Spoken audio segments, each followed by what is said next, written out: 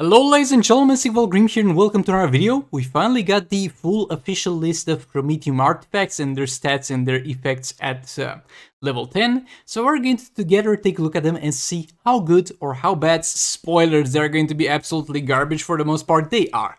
And so we're going to start from the bottom. So those, as you can see, are going to have different passive stats. So the mid-tier ones kind of need to have a good effect, but are gonna be fine for the most part, even if they don't have a good effect if you get them at high level, and you're going to kind of have to have not really have to have one of these max, but they can get away with having half decent effects to an extent. But if you're gonna use any of those lower tier ones, they better do something amazing, and this high tier ones, you're going to eventually end up upgrading them anyway because of the high passive stats, but nevertheless, with that out of the way, let's take a look at what they actually do. We're going to start off with rocket boots. You're going to have a 100% chance for tag attacks to be unblockable and have 150 increased damage, and it's going to reduce the tagging cooldown. Look guys, if you ever said that NetherRealms never listens to player complaints, never looks after us, you are wrong, and here is the proof. We have been complaining for so long that Raven's tag-ins don't work and that they should be fixed. We have been complaining that tag-ins shouldn't get interrupted by basic attacks. And there you go, ladies and gentlemen, they finally did something about it. They introduced an artifact that's going to fix that problem for you. This is amazing, the best artifact in the game by far. You're gonna have to pay some money for it. But look, it's gonna fix the Raven tagging problem. And you're gonna need to have a level 10 one because the chance is not 100% from level 1. But eventually you're going to be able, after spending a few $100, just a few $100, you're going to be able to have your Raven tagging properly. And all you need to sacrifice is your kidney. Or I don't think you can donate that, or some of your liver, I think you can donate that, and an artifact slot, and you're going to be able to properly tag in with Raven. That's amazing. And yeah, now getting to the actual kind of interesting part of this thing is going to be the reduced 30% tagging cooldown. So I imagine if you put this on a combo builder, you could like tag in a little bit sooner and maybe get to more all blade stacks or something like that. But I'm not sure how this will work, and I'm not sure if this will work to any extent in any way. But yeah, that's the only interesting part about this artifact, and we'll see if that ever gets put into use, but it doesn't look good. Really doesn't look good. And my dudes, for the guaranteed tag and to be unblockable, have you ever heard of Ghost Tap, the thing where you tap the screen once after the last swipe and before the tag in? That already does what this artifact does. The only place where that doesn't work is against Brainiac and Leg Rates. Other than that, the first part of this artifact is useless, and the tag in cooldown, again, we have to wait and see how those are used in some specific teams and how that plays out, but I doubt it will be that useful. Now the Promethium Nunchucks, plus 100% fast attack damage. Well, this is quite an interesting thing, because we don't really have this thing in the game. The fast attack damage, we actually have it on Silver Black Canary. She gets that, I think she gets that given by Silver Green Arrow if they're teamed up. That was the only place where we've seen this implement in the game. And you're also going to get the chance to block opponent's power generation for 8 seconds after successful fast attack hits. The fast attack damage, I'm going to be a little bit pessimistic in terms of how this is calculated, because we've seen so far how they calculate things in Injustice Mobile. So it might be the base fast attack damage without taking into consideration the lethal and the crits.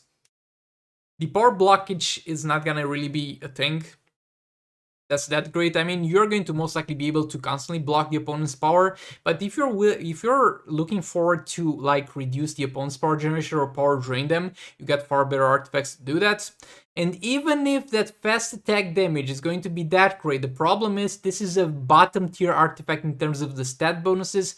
So even if that's good, it has to be really, really good to be worth putting this instead of something that gives you 32k attack instead of 12k attacks. So yeah, this doesn't look too promising. Promethium Knife.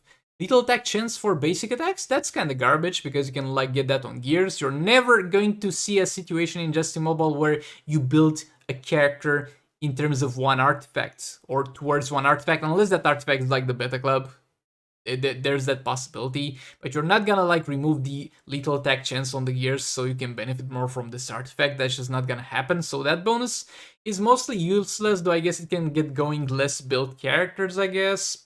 And lethal attack damage on your basic attacks. This is actually a pretty interesting concept, and I would be a little bit hyped for this artifact if this also applied to abilities, because then we could get kind of a taste of how lethal works on characters, and we could like test that out, and then if it goes well, we could like put it on other artifacts, on the artifact bonuses.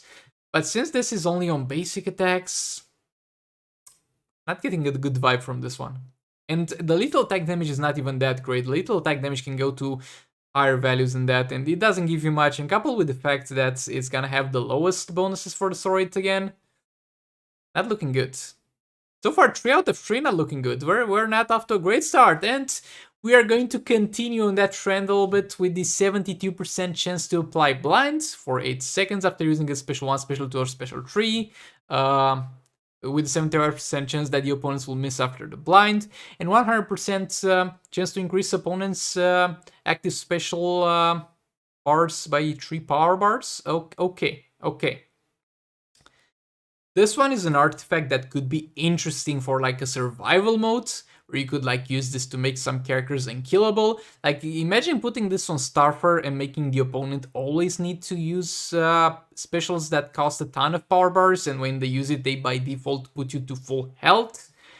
But the problem is, nobody cares about that, because the only game modes that require survivability of the characters and where tank characters are actually valuable are Arena and Champions Arena. And for the most part, you're going to be able to play those with the League Raids and Story teams, and that's what you're going to build. So Promethium grenades, another big no-no. Let's move up though, maybe there's something better. Legacy helmets.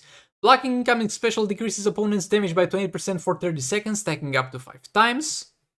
And it's gonna be up to 100%. Like if you stack this 5 times, is he like gonna not deal any damage to you? I guess that's gonna be possible, though again, each stack expires in 30 seconds, and 30% chance for special 1, special 2, and special 3 to cast no power. The specials casting no power is not gonna be that big of a deal, and it's a low chance.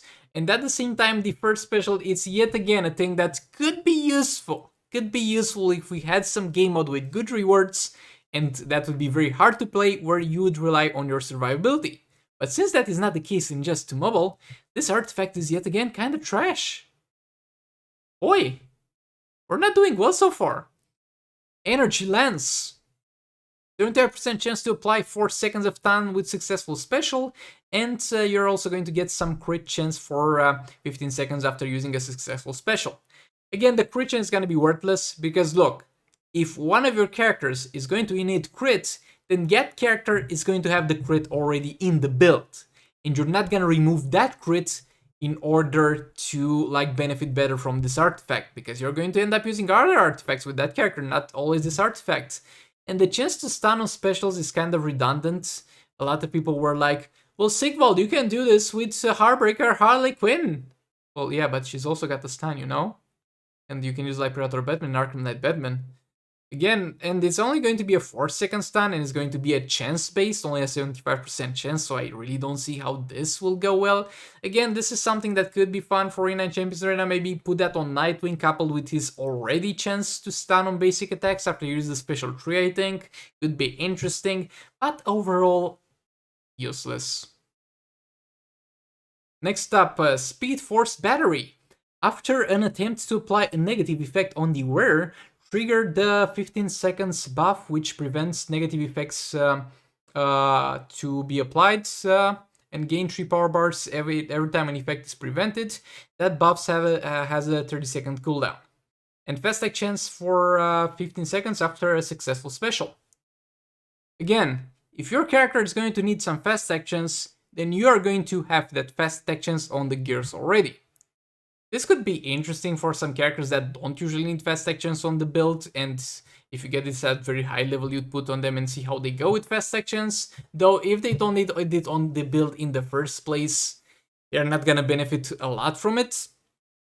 In the negative effects removal, I don't think that's gonna really be effective for this alright specifically, and at the same time, because it has a 20% a 20-second cooldown, it's not gonna be great for other things. Like, the only thing I can think of is like fighting Collector vs Superman with Black Manta, where you like put this thing and it prevents the debuff from being applied, and you get a ton of power generation. But the problem is that the duration is 15 seconds and the cooldown is 20 seconds. So if you have this on like Black Manta or Batman J Catwoman, there's gonna be a time frame on 5 seconds where your character still kills themselves trying to hit Collector vs Superman, and at the same time is going to lose all the buffs that they have gained.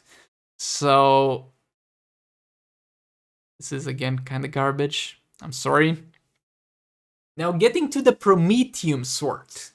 The artifact that a lot of people had very high hopes for. An artifact that I made a whole video about because it just doesn't work. It doesn't work. So, how this works. You're going to play against a character, and as long as that character doesn't tag out and you don't tag out, you're going to get a constantly increasing buff in terms of defense and in terms of damage. And when it says against the same character, some people are pointing out in the comments, maybe Sigvald, it's against characters that are literally the same, like using Aquaman against Aquaman, using Cheetah against Cheetah. No, it's going to be if you're against the same opponent for a certain amount of time, meaning that neither he or you will tag out. And in theory, this is amazing in steroids because the enemy never tags out in steroids, and most characters can have a gameplay where they don't tag out. And I thought this would also be amazing with Manta. And in theory, this looks like a great artifact, but when you put it in practice, I don't know how that damage increase works, but it doesn't get to that amount. So I ran some tests, and again, you can see my video on that. You literally go on my channel, and this is one of the most recent videos I've done, where I test out this artifact, and the damage increase that we get is so low to the point where this is worse than using Claws of Horse in League Raids on Catwoman. Claws of Horse benefits you more than this. I think how this is going, it only increases the damage on basic attacks as far as I'm aware, not also specials. So the way I think this goes is going to take into consideration only your base attack, not your total attack. Do the calculation for your damage on the basic attack, and then apply a percentage of your base damage on top of that, and that's just terrible. It doesn't take into account crit, it doesn't take into account lethal, it doesn't take into account Black Manta passive, it doesn't take into account the attack on the gear rolls, it doesn't take into account the bonus attack you get in your artifacts. This thing either is not functioning properly currently, or is just terrible. Boy, this is one of the biggest disappointments I've experienced when being hyped about some artifacts. Now the last two. So, Ike on Suit. This is going to give you immunity when your health drops below 25% for 15 seconds with a cooldown of 30 seconds, and 100% of the dot is going to heal instead. The dot healing passive is going to be something that's okay. I don't have anything against that. It's good to have. It's going to be situational, but not a terrible one. It's literally going to be the Hellboy passive, and it's going to be a default for combo builders in like fights like Phase 3, where they need to tank a lot of dot damage, and some fights like that in Soul Raids. So that's fine. Not something you would like have to have this artifact for, because there's going to be other stuff that you can like use in order to mitigate that and go around that. So while this will be useful in those situations with dot, you don't have to have it.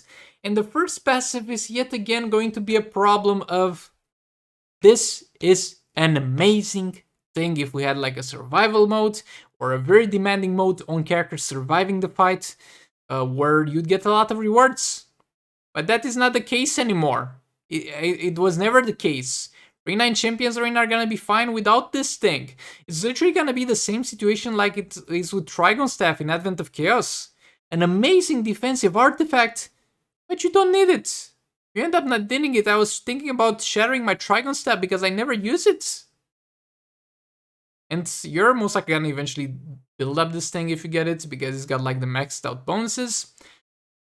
And then we get to the last artifact, which is the God Killer. So 100% chance for your swipe attacks to inflict a debuff on the opponent, which prevents them from using block for 15 seconds. I don't know how this works.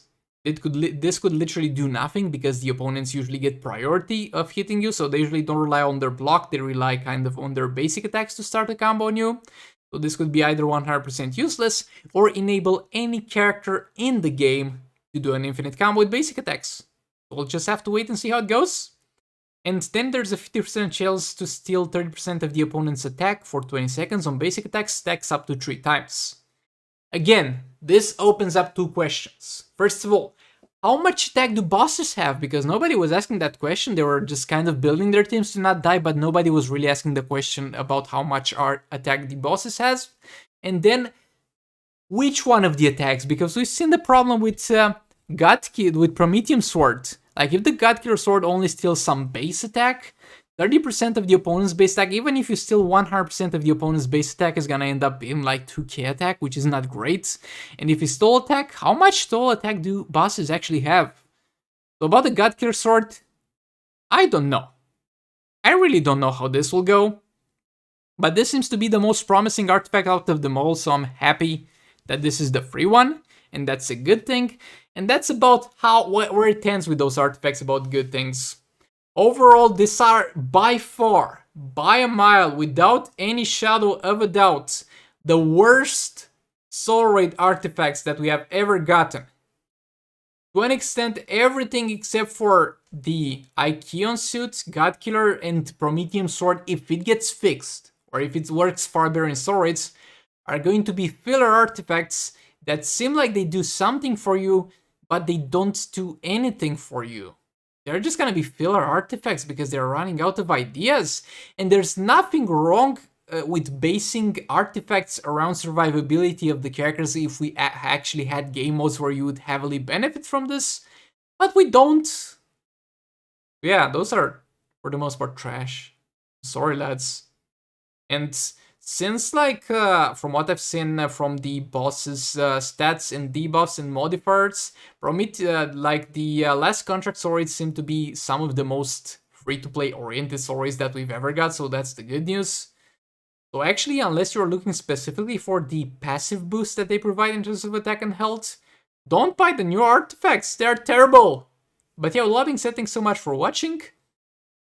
Make sure you like, comment, subscribe if you enjoyed the video, and we'll see you on the next one. Goodbye!